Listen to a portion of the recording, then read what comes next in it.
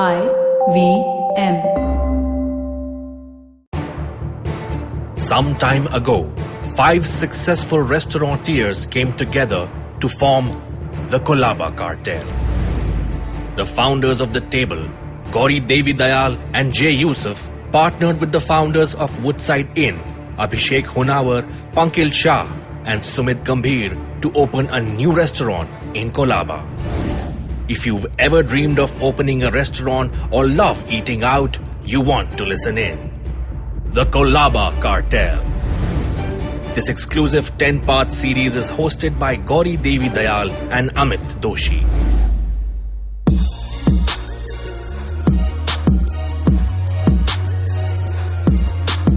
So welcome to the 4th episode of the Colaba Cartel podcast.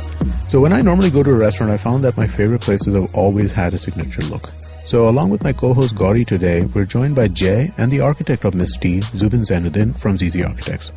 Gauri, what are we going to talk to him about? So today we're going to find out a bit more about what goes into the design of a restaurant and the specifics of the interiors of Miss T. Awesome. I think that people are really looking forward to see what this place is going to be looking like. So this is going to be really great. So let's get on with it. Hey everybody, how's it going? Hey. Hello. Hey. Hi. So I think, the first question that I really kind of want to ask more than anything else is how did you guys meet and decide to work together, right? I mean, Zubin, do you want to address that as our... I think I'll probably let Jay start because they came to my door. So let's see how that goes. All right, so let's see. Yeah, you can hear the story from the other perspective. The one other person is Abhishek. Okay. I know. His mom had worked with Zubin before. Okay. And so Zubin's name had come. The ZZ architect name floated around when we were going through our deck of architects who we'll be using. And then we said, let's meet.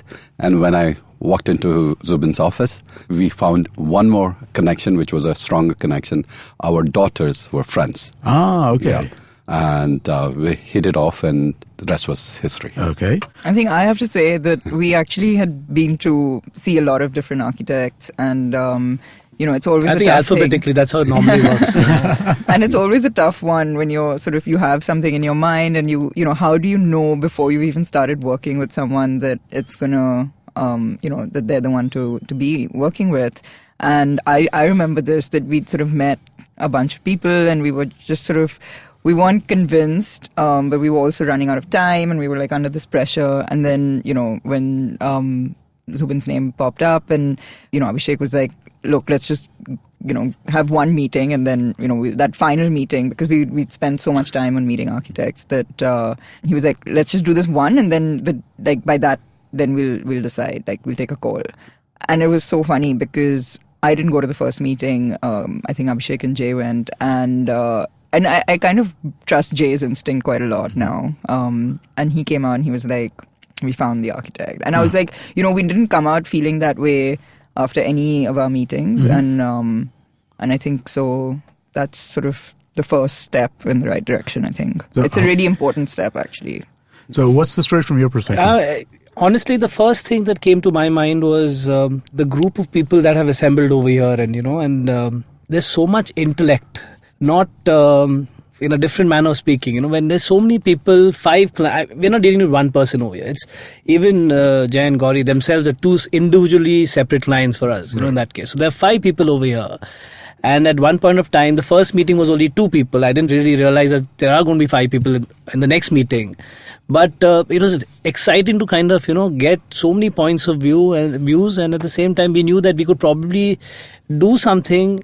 See what they're trying to do with food, and what both of them don't know anything about food or restaurants per se when they started off, and they've pulled off the most popular restaurant in the country, right? And they're right now delving into something else. They want to create another opportunity for the city to kind of really enjoy food and enjoy their bit of what they can give. And I thought it'd be great to run along with the ride, to really, because it's a space which has to be honest, which needs to be invisible, which doesn't, which needs to talk about all of us without saying anything. Right. So, and also the fact that it is a location which is historical, so as to speak. People have been to the space before and they have some expectations, and I'm sure they'll be blown away with what we've created, but in a very, very subtle manner. Awesome. So, Zubin, why don't you can you tell us a little bit about your background? How did you get into architecture? Like, what kind of work have you done? What led you to this? So we are a boutique practice. We have around 65 architects and designers. So we're not, and we do a lot of work at the same time and across categories. So our primary focus always has been expensively high-end luxury private residences. Okay. So currently we may be doing 25 to 30 houses right now, so across various scales. And apart from that, we also do hospitals, schools, office buildings, retail spaces, stockbrokers' offices, diamond merchants, things like these. Mm-hmm. And it's exciting because it's like, again, when I think about it, it just gives us all an opportunity to start a day without any rules. You know, you come into office and you decide, I want to really design a lovely hospital suite, and luckily we have a project where we need to put in that kind of ideology. So that's the way we wanted our practice to kind of develop, and we're kind of lucky that we've managed to do that. So we get into very minor details sometimes things like lights and finishes and very small details, but I think the Indian client has really grown and really appreciates those minor details. It's the nuances that finally matter. So is this your first restaurant? It is not my first restaurant. I mean, we've done a few properties where we've been involved in. So we are doing a few boutique hotels. Right. So when we do boutique hotels, we take up the overall project. So we did do a few restaurants for the ITC Fortune Group. Okay. I think 7-8 years ago. And we had done a restaurant in Bandra a few years ago. It was an Italian restaurant, But again, restaurants were not something. I myself, honestly, have never been to many restaurants in the city. So that's another point that we've always been discussing. And it's not that I wanted to create something where I want to go. It would be very unfair to say that. Right. But it's just that there is this whole cluttering of spaces where, a lot of restaurants sometimes have a cliche set in the last few years where you've got exposed ceilings, you've got wires hanging around, you've got exposed ducts, and so everything has a little an aesthetic which is you've got exposed brick, you have cement, you've got things like that. So personally, a few restaurants that we really go to is, probably Avacha and Wasabi, and these are places which have a very clean aesthetic that runs to it. It's not something that is very obvious.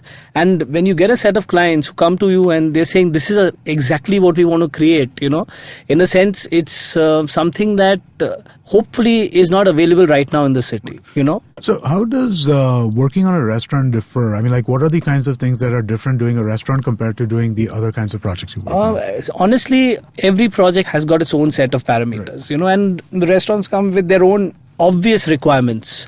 But the whole point is that there is no, if you look at some of the best properties around, there's always going to be some kind of mix. So the best hotels are always supposed to be almost as good as a private house, or the best private house is as good as a hotel, so that's what finally happens in spaces like this. Right. What we need to do is we really need to respect the shell that we're given, and the first time when luckily all of us walked in together, we knew that there is huge possibility. And now yesterday when we've come back from the site, we know we've actually pushed the possibility more than we expected then. So now we still have a few months to kind of, really take it to the next level. And it was my first tasting session with them yesterday, and seeing, the nuances with which all of them are just trying to be so cutting edge at the same time, not forcefully. It's just in the flavor. It's just over there. So I think that's what the space will also speak. It is going to be very subtle. It's not going to be in your face. But it will be somewhere where you really understand the amount of effort that everybody's put in. So from the selection of lights, or from the way natural light fills into the space, or the way, how the finishes are there, and hopefully one of the most happening bars within the kind of space that we had. I hope so too. I need a good bar in Colaba. So Gauri, Jay, how did you put together the brief that you sent to Zubin about this?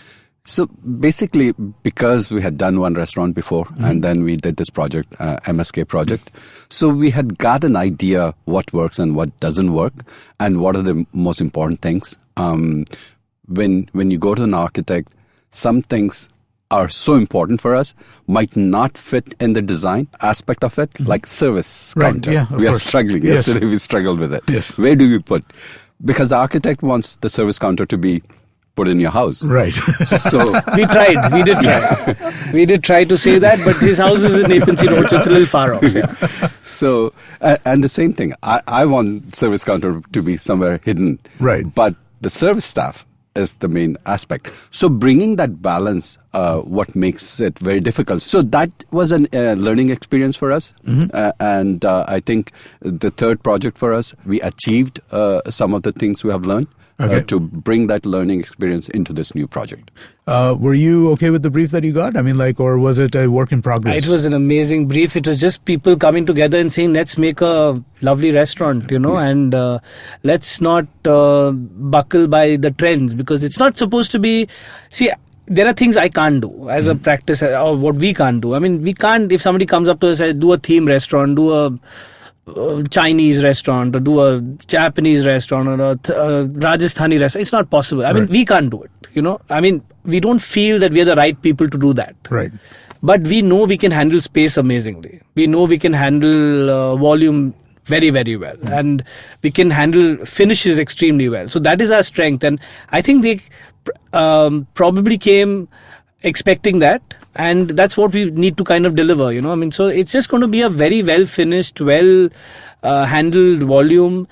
Till now, even if you see the way the spacing is, we've actually let go of a few tables to ensure that, it doesn't feel crowded. Right. And it's very rare that you get people who will come to you with that kind of brief. I mean, somebody will always come and say, I need 100-seater. You want 2 more seats I need to do, but this is not the discussion's always been, is this guy going to be comfortable? Right. And there's not a single seat which is allowed to be the unwanted seat, where it's a compromise seat. Right, so, right. There have been situations in earlier drafts where we've got everything sorted out, and then this table where 2 people are sitting, and these 2 people, and it's amazing that these guys are doting over those 2 people and saying, no, but what will they feel? No, it'll not be good if they are there, And it's been such a good journey, till now, yeah. Okay, so Gauri, can you talk a little bit about what your philosophy is behind, what kind of look and feel you want for your restaurants? So I know that when it came to giving a brief, it is one of the most challenging things, because you sort of have this feeling, but it's very difficult to sort of, elaborate that to an architect. But I think the overall sort of impression that we want to create, or feeling that we want to experience that we want to create for a diner is, they come, when they walk into the space, they should be sort of transported to a place, if that's what you want to do. They should kind of forget outside and, sort of anything where they're coming from. But at the same time, then through the meal, through sort of the drinks, whatever, just have relaxed, comfortable, but amazing experience, which should come through in the comfort of the place, in the quality of the food, and, and drinks, and in the level of service. So it's not about, someone should feel comfortable enough to come back repeatedly. And I think that every single aspect of the restaurant has an important part to play in that. It's not just about the food and drinks. It's also about how you're made to feel, and that's why it's so important. And especially in a city like Bombay, where you do need people to keep coming back to your restaurants. Right. They have to feel a certain, not feel stiff, for example, not feel like, that's too shishi for me to sort of keep going back. And that's fine for, a certain restaurant if that's what they are trying to achieve. But I think for me, that's the key thing that, and then the other thing is that it should be timeless.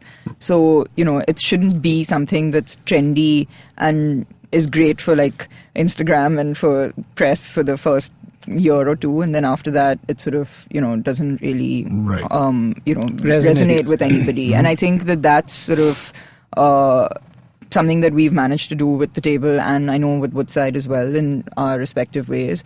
And that is critical, Jay, would you like to elaborate a little bit on that? See, for me, I mean, being a restaurateur for the last 7-8 years, the most important thing is when I go and dine somewhere, what makes me happy.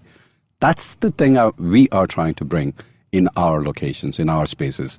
People, when they dine, the experience starts from the minute they walk in and the time they walk out. So that has to be something special. Right. So they're, like Gauri was saying, they're not just one element which plays, whether it's the design, the food, or the service. It's all about the combination of everything has to be perfect. But if it is a mismatch, whether it's a design mismatch or a food mismatch, it's not a complete experience then. Okay. All right. I want to kind of go back to something that Zubin, you and Jay touched on earlier, where you were talking about the service table and the issues around that, right? So when I think of a restaurant, I think that it has to both be highly beautiful and highly functional. Yes. Both of these things need to kind of play together, Which right? is very difficult to achieve. So exactly. So I mean, like, besides the service tables issues, like what kind of challenges? This service table happened just yesterday. Right. So it was just, I don't know why, it's because the fact that the manager is such a strong person over there and you're standing with folded arms looking at us, so we were intimidated.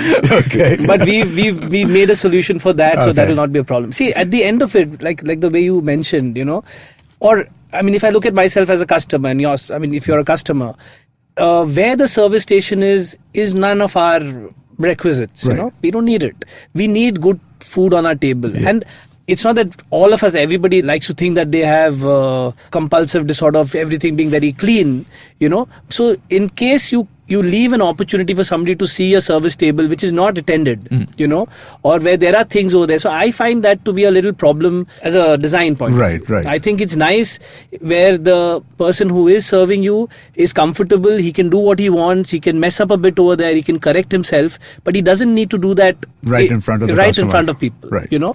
And luckily that is happening. So the idea is not to be so spick and span that you don't allow requirements, functionality to work. Right. Because finally, like I told you, the restaurant's going to be very invisible. I think the food is just going to overpower everything that we've done. So all this effort that we've done is just going to be by what I've seen yesterday. And also we were going to talk about cutlery and stuff like that. These are things that I believe in their aesthetics, right.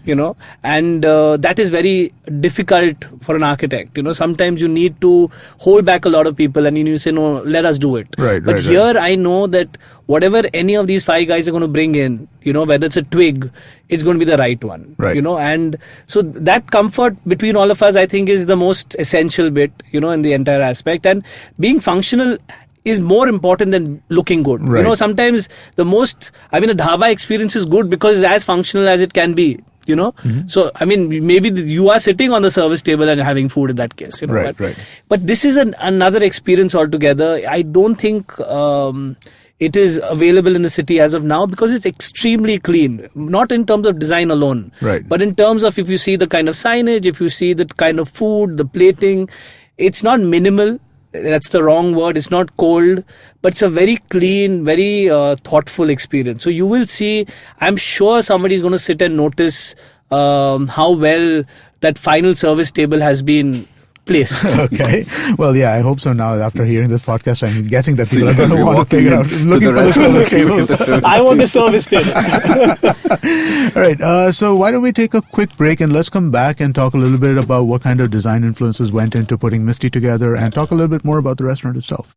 Shunyavan, Shunyavan, Shunyavan, Shunyavan.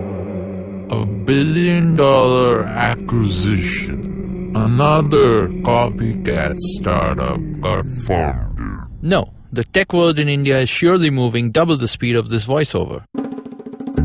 Tune in to Shunya One every Tuesday to catch us talking to the smartest people we know on the IVM Podcast website, app, or wherever you get your podcasts from.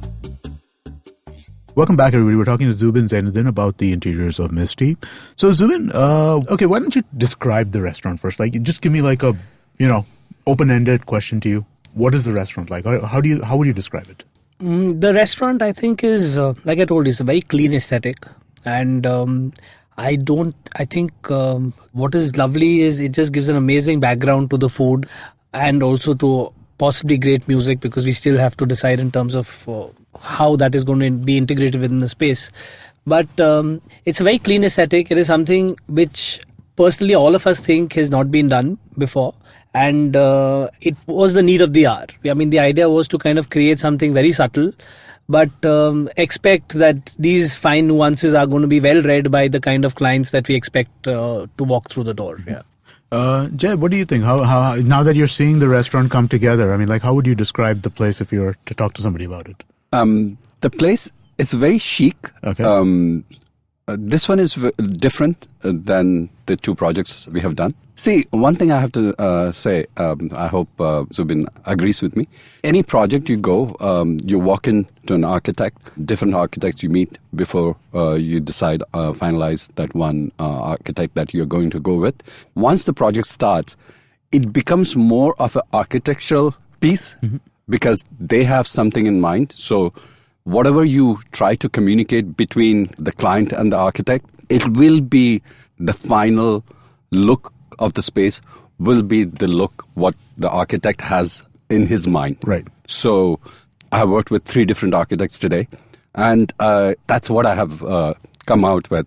Yes, you do give your input, and some of the things like we were talking about, the functionality of where the service station and all, that is what you come and play with it.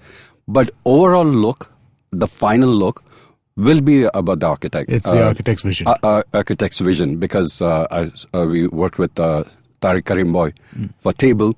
That was his vision. And it gelled. I mean, it worked because that's what we wanted. And when we started with Table, we wanted a New York-looking place in middle of Bombay. Right. And when we started with MSK, Mag Street Kitchen, it's a warehouse, and we wanted a wow factor walking into a warehouse. Right. And that was a challenge there. So every space has a different challenge. Every space shouts out different things. It's not one, you can't walk in and say, I'm going to design this space like this. Right. It's the interaction between you and the architect plays a major role how the space will turn out to be finally. Right. That's really interesting. Gauri, what about you? I mean, like, how would you describe what's coming together now? So I think one of the things that played a big part in, I don't know which one came first, but the name and the look of the space, they kind of have to, they don't have to, but in our case, we wanted them to sort of connect in some way. And Misty obviously has a feminine sort of character. And I think that to some extent, we've tried to, in very, very subtle ways, I think, Zubin's tried to bring that element into the design of the space. And again, the thing is that it's very subtle. So, whether it's like a curved corner as opposed to like sharp edges, or, just the sort of the hues that we use, and so I think that the idea is that you don't want anything to be too literal. Right. But at the same time, you have to communicate that story through every aspect of the restaurant, whether it's the name, the design, the cutlery, crockery, all of that. So yeah, I would say that the idea is to be, it's a very sexy, chic, beautiful space which has been designed, but is sort of, about more than just the design. And the design is sort of very well balanced with the rest of the restaurant aspects, which is food and beverage and service. Zubin, let me ask you, what kind of design influence came into play when you're kind of looking at this space, right? I mean, like, what kind of things made you kind of think like, okay, something, what are the influences that played into? What was great, like he just mentioned, they've done 2 really successful projects. And even the Woodside team, I mean, if you look at them, they've all worked on so for us, it was great because you're learning on these shoulders, because it's not something that we do day in, day out, so there are areas that and I think being a good architect is very important to be an incredibly patient listener, so for us, it was just to kind of listen and understand. So honestly, it started with a Mr. somebody, And you can imagine how strong the woman is in our group. That's the whole sitting right here. Mr. somebody became a Miss T. T. And it's amazing that, now when you think of it, that this is how the journey has been. So there was nobody's trying to prove anything. Right. We're not trying to be the hippest restaurant in the country. And I think that's how they started off with table. It was not meant to be what it is, and it sporadically organically happened. It's and just become more and more this. And the idea is, what have we learned from all of this? So we've hopefully got a lot of cues from the kind of ideology that the owners have. Right. And the kind of people that are going to dine in a space like this. And it is, subtle is the word, but subtle is a very, very direct and hard word. It's not as hidden, it's not going to be invisible. But we know that, people do value that. So yesterday, subtle was one of the biggest, the word that was used the most number of times when we were doing food tastings. You know? So everybody's like, this is subtle. But in a nice way, because you're trying to kind of say that it is the need of the hour, that, everything doesn't have to be boisterous and loud, and how we are exposed to media the way sometimes, you want a lovely seat with the company that you want, and have some amazing food. And I think this is going to be an amazing oasis just in the middle of all of it. Very subtle. I'm using the word too many times. I'll stop now. But that's what Misty is going to be. Okay, let me ask one question about, how does, and I don't know who is the right person to answer this question, but the question is that, so the interior part is one part of it, right? But there's also a lot of glassware, a lot of cutlery, a lot of bar design, a lot of stuff which might not be what you would consider the interior part, right? But how does all of this stuff play together? How do you kind of make that all kind of work to kind of give a unified kind of look to the place? Gauri, you want to talk about that a bit? When it comes to, say, for example, crockery, cutlery, we spent a lot of time sort of thinking about the material used for the tabletops. When it came to picking crockery, what is the color of the tabletop? So how is that actually going to... Because you have to understand, you're doing all of this in a bit of a vacuum. Right. You don't actually have the space ready and come and try different things out. That's why the question, actually. So, it's a little bit intuitive, obviously, but... you do need to use sort of, some things you have to think about first. And then, when it comes to things like color and all, you have to think about that after you've picked certain materials which are in sync with the rest of the design of the space. And when it comes to sort of the bar, again, it's not just about sort of, churning out great drinks, but also... the comfort of someone sitting there. What is it that you want them to experience? Do you want them to experience someone being able to see a mixologist make a drink? Do you want them to not necessarily have to be sitting at the bar but just enjoy the drinks? You want it to be a slightly different vibe from where if they were sitting down and having a meal, so you can kind of differentiate the two experiences. So, all of these things are things that we were sort of, I think, quite clear on the experience that we wanted to create. And then that's kind of dictated what is going to end up, and I think that's part of the brief exercise of giving a brief, which is not very brief, actually. But that's part of that exercise, is that, being quite clear on that. What is it that we want the person to end up experiencing? And then that kind of is what dictates the look of the bar, the sort of, do you want to be sort of having a huge selection? Do you want to show off your selection of spirits and have a big display, or do you want to, that's not the idea here, and things like that. So I think the key thing is it's a very collaborative exercise throughout, decide in terms of the design and the actual sort of experience that you want to create for a diner. Once the sort of architect has kind of left the scene, it sort of still has to work. Yeah.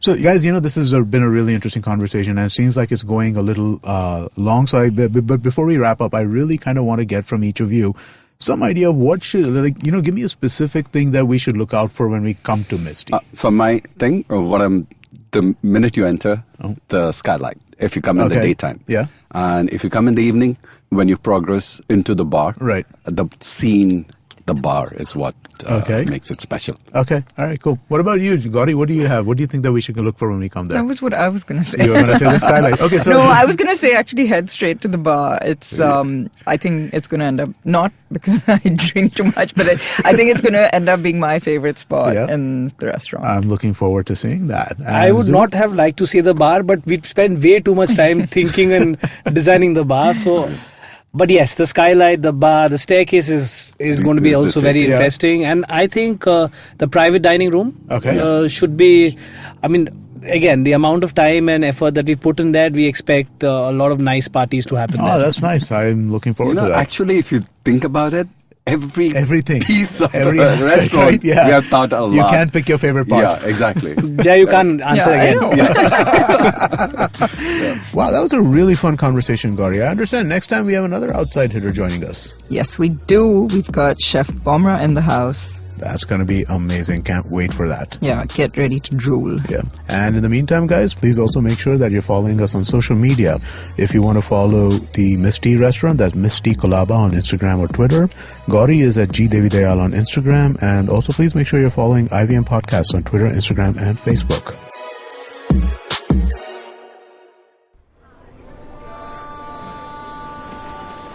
Did I just catch you on your way to work? Or did you end up pulling an all-nighter? Let me guess. You have a packed schedule for the day, the week, and probably the month and the year. That's a lot for your mind to handle, don't you think? This buzzing chaos also brings tons of negative thoughts. Am I right? Try spinning that bottle in a positive direction with me, Chetna, on the Positively Unlimited podcast, every Monday on IBM Podcasts. It's time to change your life one alphabet at a time. Did you know that Parsis in Mumbai, instead of being left at the Tower of Silence after they die, are now cremated? And why? Because a cow fell sick in the early 1990s. Did you know that the smog in Delhi is caused by something that farmers in Punjab do and that there's no way to stop them? Did you know that there wasn't one gas tragedy in Bhopal, but 3? One of them was seen, but 2 were unseen. Did you know that many well-intentioned government policies hurt the people they're supposed to help? Why was demonetization a bad idea? How should GST have been implemented? Why are all our politicians so corrupt when not all of them are bad people? I'm Amit Verma, and in my weekly podcast, The Seen and the Unseen, I take a shot at answering all these questions and many more. I aim to go beyond the seen and show you the unseen effects of public policy and private action. I speak to experts on economics, political philosophy, cognitive neuroscience, and constitutional law so that the insights can blow not only my mind, but also yours. The Seen and the Unseen releases every Monday. So do check out the archives and follow the show at seenunseen.in. You can also subscribe to The Seen and the Unseen on whatever podcast app you happen to prefer.